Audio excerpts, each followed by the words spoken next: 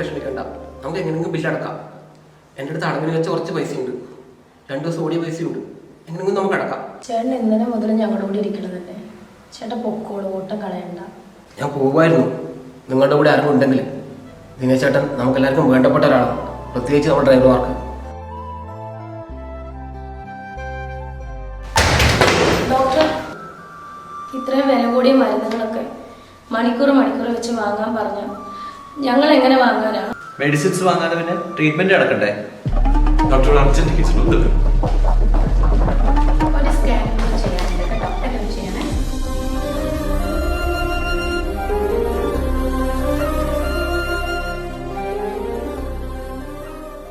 ഈ ഒരു ബില്ലടയ്ക്കാണ്ട്.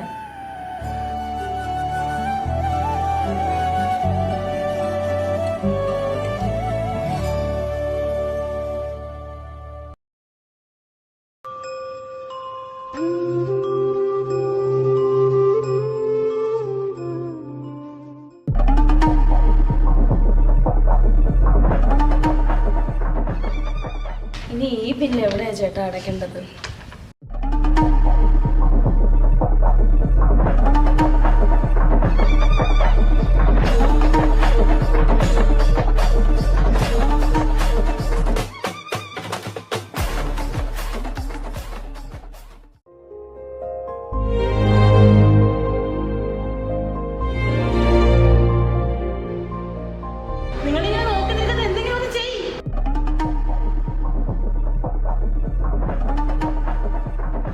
സാറേ, എന്താടോ സാറേ, നമ്മൾ ICU കിടക്കുന്ന ആളെ ബന്ധുവിന് കൊടുത്ത ബില്ലാണ്. കുറച്ച് സാവകാശം അവർക്ക് കൊടുക്കുമെന്ന് ചോദിച്ചു. പാവപ്പെട്ട ആൾക്കാരെന്നാണ് തോന്നുന്നത്. എന്താ ചെയ്യാൻ പറ്റുമോ? തൻ്റെ ഒരു സിമ്പതി. താൻ പുതിയ ആളല്ലേ, അതുകൊണ്ടാ. ഇങ്ങനത്തെ കാഴ്ചകളൊക്കെ ഇവിടെ എപ്പോഴും ഉണ്ടാവും. അവരെന്തെങ്കിലുമൊക്കെ വിറ്റ് പെറുക്കി ചെയ്തോളൂ. താൻ കമ്പൗണ്ടറല്ലേ, കമ്പൗണ്ടർ പണിയെടുത്താൽ മതി.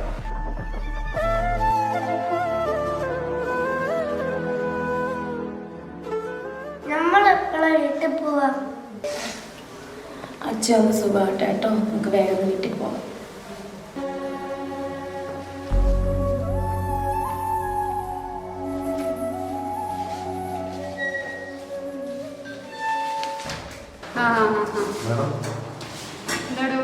മേഡം, നമ്മൾ ICU കിടക്കുന്ന ദിനേശൻ്റെ ബന്ധുക്ക് കൊടുത്ത ബില്ലാണേ. വളരെ പാവപ്പെട്ട ആൾക്കാരെന്നാണ് തോന്നുന്നത്. എന്തെങ്കിലും സാവകാശം കൊടുക്കുകയാണെങ്കിൽ ഒരു മെന്റ് അടച്ചോളൂ. തനിക്ക് എന്താണ് ഇതിൽ ഇത്ര പ്രശ്നം? താനിവിടുത്തെ കമ്പൗണ്ടർ അല്ലേ? കമ്പൗണ്ടർ പണി നോക്കിയാൽ പോരെ? ഹോസ്പിറ്റലാവുമ്പോൾ പല റിപ്പോർട്ട് ഉണ്ടാവും, അത് പൈസ എടുക്കാനുണ്ടാവും, അത് അവരടച്ചോളും.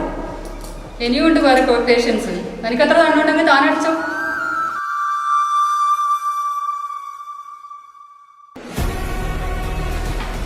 നിങ്ങളിനി പോയില്ലേ? എത്ര നേരമായി മരുന്ന് വാങ്ങാൻ ഏൽപ്പിച്ചിട്ട്?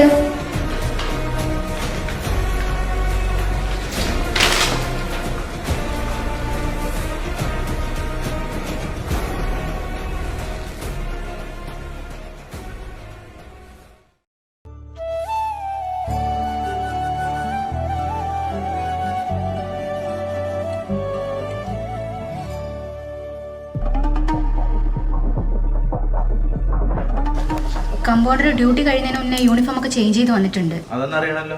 നേരത്തെ എൻ്റെ അടുത്ത് വന്നിട്ട് കുറെ പരാതിയെല്ലാം പറഞ്ഞതാ. സെന്റിമെന്റ്സ് ഉണ്ടാക്കിയുള്ള ബില്ലടക്കട്ടെ, നമുക്കെന്താ? അയാള് അവരെ പേയ്മെന്റ് ഒക്കെ അടച്ചു കഴിഞ്ഞിട്ടുണ്ട്. എന്താ ഉദ്ദേശം ഒന്നും അറിയില്ല. താനെന്താടോ ഡ്യൂട്ടി കഴിയുന്നതിന് യൂണിഫോം ഒക്കെ മാറ്റിയേക്കുന്നത്? ഇതാണ് എൻ്റെ രാജിക്കത്ത്. ഇനി എനിക്കിവിടെ ജോലി വേണ്ട. ജീവിക്കാൻ അറിയാത്ത നല്ലൊരു ജോലി സെന്റിമെന്റ്സിന്റെ പേരിൽ കളഞ്ഞിട്ട് പോന്നു. പോട്ടെ. ആ പെണ്ണ് ആർന്നു കിടന്നെല്ലാം കടം വാങ്ങിയിട്ട് നമ്മൾ ഓട്ടോക്കാരാകുന്ന പൈസ നമ്മൾ തിരിച്ചു കൊടുത്തിട്ടുണ്ട്. സാധാരണക്കാർക്കൊന്നും പിടിച്ചേക്കാൻ കഴിയില്ലപ്പാ. നമ്മളതിന് ഇപ്പൊ 40,000 പേ ബില്ല്. എന്താ ചെയ്യേണ്ടതെന്ന് ഞാൻ ചെയ്യില്ല. ദിനേശന്റെ വൈഫ് ഇവിടെ പോയി. അവർ കുറച്ചൊരു പൈസ ഒപ്പിക്കാൻ വേണ്ടി പുറത്തു പോയില്ലേ, അവരെ കയ്യിലെല്ലാം കഴിഞ്ഞു, കഴുത്തിലെല്ലാം വിറ്റു. അവരുടെ അവസ്ഥ വളരെ ദയനീയമാണ്. അവർ ഓടി നടക്കുന്നു പൈസ കൊണ്ടിട്ട്. അല്ലാത്ത അവസ്ഥ തന്നെയാണ്.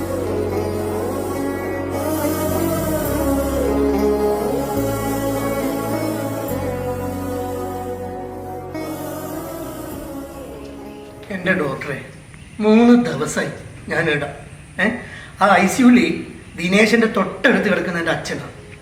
നിങ്ങൾ ഇളനീര് വേണം, ചായ വേണം, ഇതൊക്കെ പറയുമ്പോൾ നമ്മൾ ഓടിച്ചാടി വരുന്ന എന്താ, അവരത് കുടിക്കുന്നില്ലൊരു പ്രതീക്ഷയിലാണ്. പക്ഷെ നമ്മൾ അതിൻ്റെ ഉള്ളിൽ കയറി കാണുമ്പോഴോ ഒന്ന് നോക്കുന്ന പോലുമില്ല. അവരിനി എന്തെങ്കിലും ഒരു മാറ്റം ഉണ്ടാവുക? രോഗിക്ക് റിയാക്ഷൻ ഉണ്ടാവുമ്പം നമുക്ക് ഭക്ഷണം കൊടുക്കാണ്ടിരിക്കാൻ പറ്റുമോ? ആ സമയത്ത് നിങ്ങളോട് ഇളനീര് വേണം, വെള്ളം വേണം, കഞ്ഞി വേണം എന്നൊക്കെ പറയുന്നത്. അത് നമുക്ക് ചെയ്യാണ്ടിരിക്കാൻ പറ്റില്ലല്ലോ. ഡോക്ടറെ, ആ ദിനേശിന് എന്തെങ്കിലും മാറ്റം ഉണ്ടാകും. ഭാര്യയും കുഞ്ഞും വല്ലാത്ത അവസ്ഥയിലാണ്. അവർ വെള്ളം വരെ കുടിക്കുന്നില്ല. ദിനേശൻ മരിച്ചു. നിങ്ങളൊന്ന് ആ കുട്ടീനെ അറിയിച്ചേക്ക് കേട്ടോ.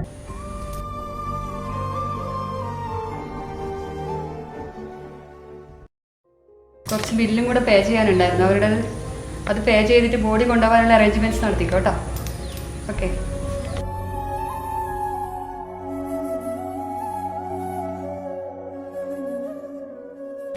ആ കുട്ടി വരുന്നുണ്ട്. എങ്ങനെയപ്പാ പറയാ?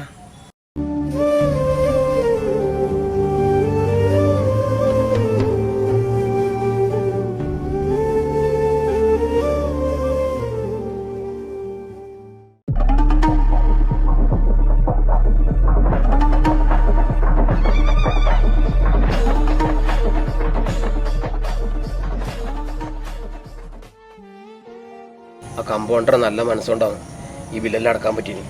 എല്ലാം ആ കുഞ്ഞ് കിടന്ന് നടക്കണ്ട്. അല്ലെങ്കിൽ ഇത് ബോഡി മെഡിക്കൽ കോളേജിന് കൊടുക്കേണ്ടി വരും. അങ്ങനത്തെ അവസ്ഥയാണ്.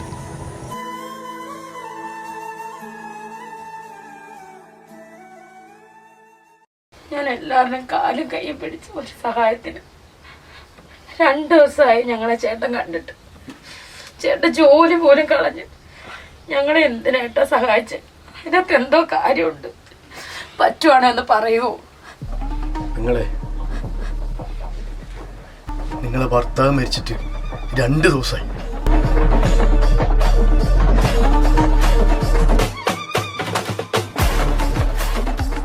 ഇതൊക്കെ മനസ്സിലാക്കുന്ന തലമുറ വളർന്നു വരുന്നുണ്ട്. ശരിക്കും പറഞ്ഞ നമ്മുടെ മോശ സമയമാണ് നമ്മുടെ യഥാർത്ഥ സമയം. ആ സമയത്താണ് നമ്മൾ ഒരുപാട് കാര്യങ്ങൾ മനസ്സിലാക്കുന്നത്, ആരൊക്കെ നമ്മുടെ കൂടെ ഉണ്ടെന്ന്.